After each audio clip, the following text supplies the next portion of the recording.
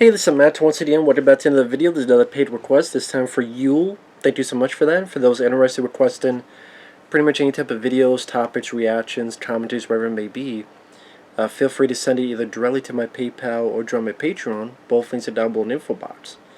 And this is for a film called Legend of a Fighter, which I had never heard of. It came out, I guess, 1982. It's definitely an old school kung fu flick. It's directed by Yuen Woo-ping. Yuen Woo-ping, he's a guy that would direct stuff. He would work on films like The Matrix with the fight scenes, Crouching Tiger, Hidden Dragon, among many other films. I know he worked with Jackie Chan back in the day, among others. And Legend of a Fighter takes place around 1901, where China was invaded and the ravages of war. And it's about this guy named Fok Yuen-kap, which there's a lot of jokes to be made about that, but I'm not going to, at least not right now. Some of that guy, his dealings was kind of put into Bruce Lee's The Chinese Connection, because I think Bruce Lee's character in that movie, the master that was killed, was Fok Yuen-kap, I believe.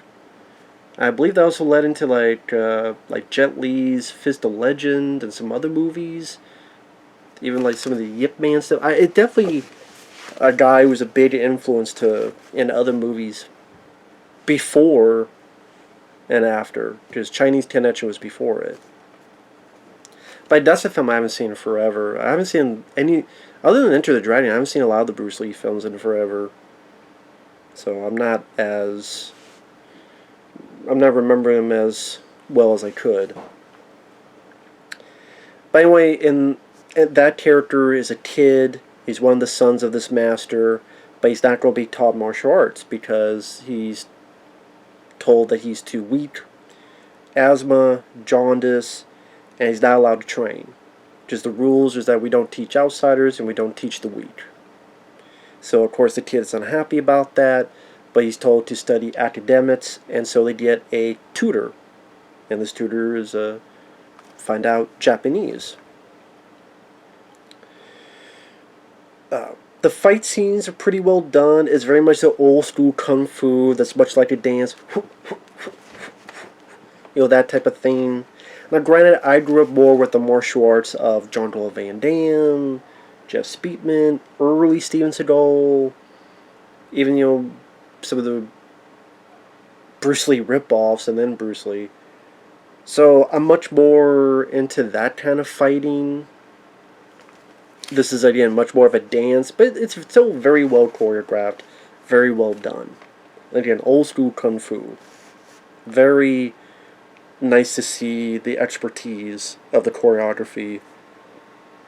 And Yuen Woo-ping definitely knows what he's doing in that aspect. Just, I'm not a fan of Crouching Tiger, Hidden Dragon, which is a bunch of wire stuff, flying around wires, and that works for me in The Matrix, but not for that. And also, Crouching Tiger, I didn't care for the story. I'm just not a fan of that movie, like a lot of people are. If I want martial arts, I'd rather have this kind of movie. Because I did overall like the film for what it is. I'm not familiar with the actors involved. Like I said, the master gets challenged a lot. There's a scene where he fights a guy. I think the English dub is kind of funny in these. I have a feeling they throw in a lot of cursing that's not in the original. Maybe so, but a lot of times in these English dubs, people throw out, "fuck you," and I just don't see it coming. But again, I don't know if that's just they include that in the English dub only, or if that's in the Japanese dialect. "You deny me to see your fat kung fu." But anyway, one thing leads to another. This tutor is allowed to teach this young kid the academics. And you have this kind of fun scene where, because the master, he's always paranoid, so he's seeing if this tutor is a master in disguise, is a fighter in disguise. So he's doing all these things, and he's making him trip and almost get speared. in order to prove, okay, this guy's not a martial artist. But he is. Because you come to find out that the tutor, the Japanese tutor, is like a champ world boxer, and he's there. He's going to teach this kid, but then when he can, he's going to watch the master kung fu guy and get his techniques, write them down, so that other Japanese can learn those techniques. But you have this bond form with the tutor and the young kid, where he's like teaching the kid because the kid really wants to learn, so he's like teaching him how to balance with while doing calligraphy, and he's helping the kid out.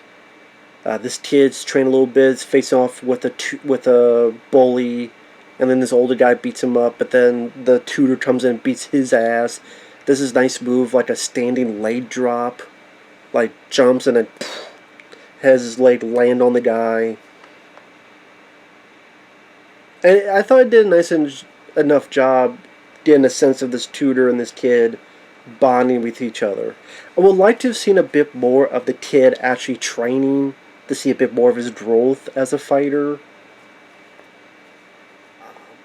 It's a bit more, like, there's a few scenes here and there, but it's a lot more of the Japanese guy watching. Would have liked a bit more of the young kid, like, learning other techniques or training. A little bit more of that I would like to have seen. One thing leads to another. The tutor has to leave, gives him this bit of a gift. This text that says, accept change, avoid rigid techniques, among other stuff. And in return, the kid gives him this jade thing. Then you cut to many years later, and the kid has grown up, and he's become a great fighter. He keeps watching, and you see him in a couple pretty good fight scenes. In one where he... Actually, before that...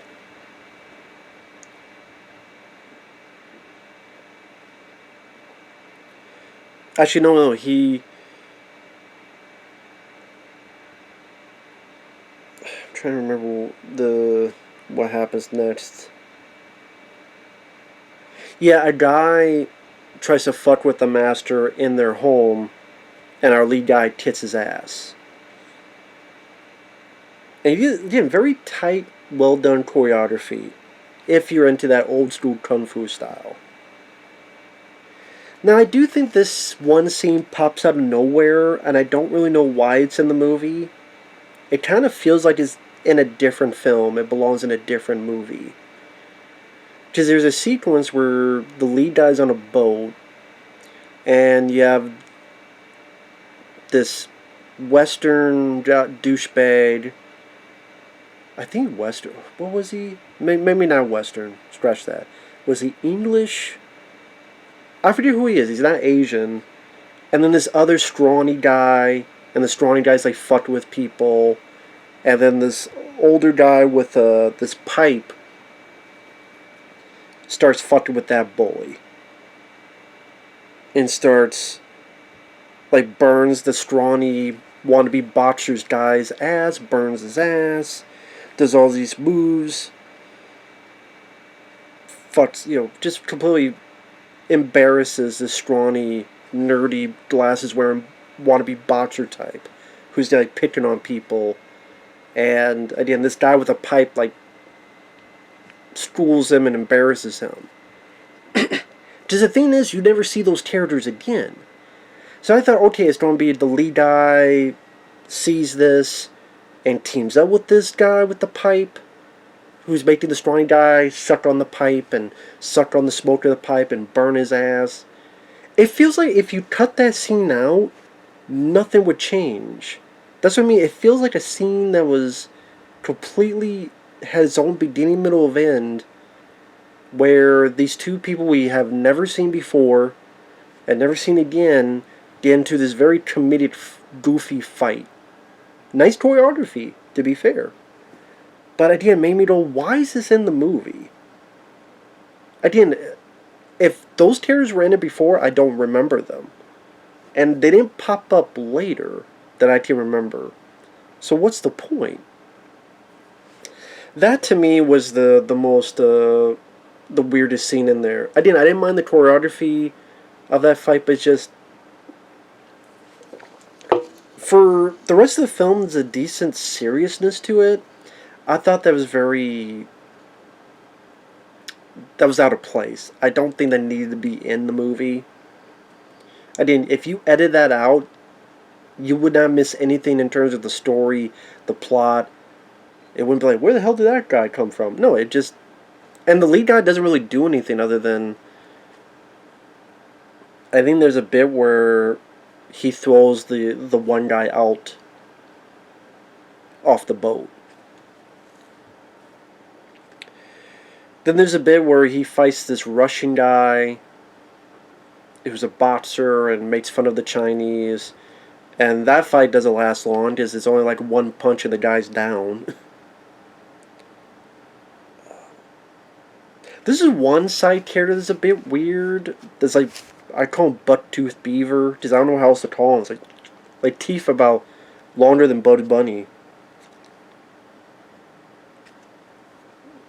I don't know what the hell he was. I didn't know what the hell was going on. I just didn't know what the deal was. I didn't really. And I didn't know if it was a man or a woman, to be honest. I did not know if it was a man. I did not know if it was a woman. I didn't know. I still don't know if it was a. Because it had like a woman voice. But was that just because they wanted this? Oh, this is a goofy guy, so give him a woman voice. It sounded very feminine, woman with the buck-tooth beaver look to him. Just very strange. I didn't really get the whole thing. Maybe it's something I just don't understand. I still don't understand. But whatever. Now, there are a couple people that he fights. He fights this Japanese guy, Sanaka.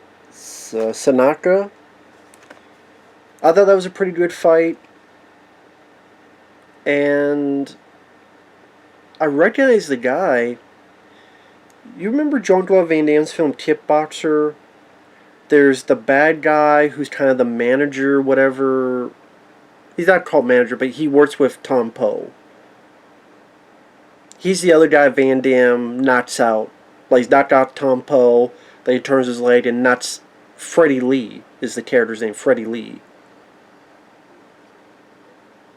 He's in this movie as the fighter. And the lead guy wins. And then you get to the final fight. And lo and behold, surprise, it is the tutor. But our lead guy wants to defend Chinese honor. And here's the thing with a lot of these Chinese films back in the day. Let me put it this way. The way they were with Japan is the way we are with Russia. I mean, think about how many action films we've done where Russia was the bad guy, especially in the 80s. Whether it be in Rambo 2 and 3 and various others. A lot of times in Russia. Although, there were other places as well. But especially nowadays, is Russia, Russia, Russia. Back then, China, Japan, it seems like to this day, China and Japan absolutely just hate each other. And just...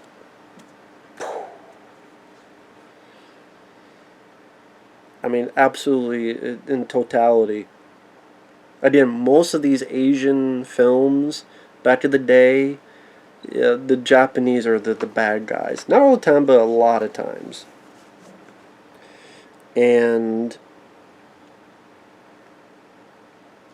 I thought, again, the fight scene was pretty decently done in the finale. Spoiler alert. During the fight, the tutor breaks the jade, the gift. Guy gets pissed. It's a fight to the death, has to defend himself, does it, boom. But then realizes, then the tutor wanted this, because he was fight for his country, Japan. But then he realized, oh, the guy didn't really break his gift. It was I guess, something else. So it kind of a show of, you know, the tutor's going to have this fight because he needs to do it for his honor and Japan and all that, but he did still like our lead guy. So there's a bit of tragedy at the end of it where our lead wins, but this is a guy who helped him, who was his master, his true master, and he had to do this thing that he ultimately didn't want to do. And the music, I thought the music throughout the film was rather solid. The music definitely gives you that old school kung fu feel to it. And that's really the best way to put it. It's a good old fashioned kung fu movie. When you think of a kung fu movie with its plot that is not the most original plot, guy wants to be trained, he's told no, someone else trains him, he's looked down as a nobody, he becomes a somebody, has a big old fight at the end. There you go.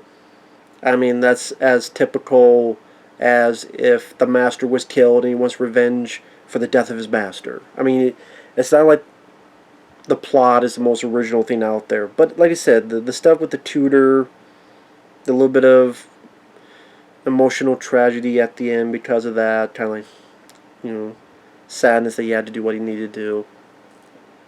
The pacing of the film wasn't too bad. I mean, it was for free on YouTube. The Wu-tang, I forgot what their channel was. If you type Legend of a Fighter Wu-tang, Wutang, Wu-tang, you'll find it. They upload a lot of kung fu movies for free on YouTube. I don't know how they get away with it, but they do. But yeah, this is not a bad film. Like I say, if you like old school kung fu stuff, this definitely be up your alley. It doesn't change the genre and doesn't. Oh my God, this is so creative and I've never seen anything like this before. No, but like I say, if you like an old school kung fu movie and you have that in your head, you want to watch one of those, Legend of a Fighter is worth a watch, most definitely. So with that said, thanks for watching. Take care, and we'll see you guys later. Bye bye.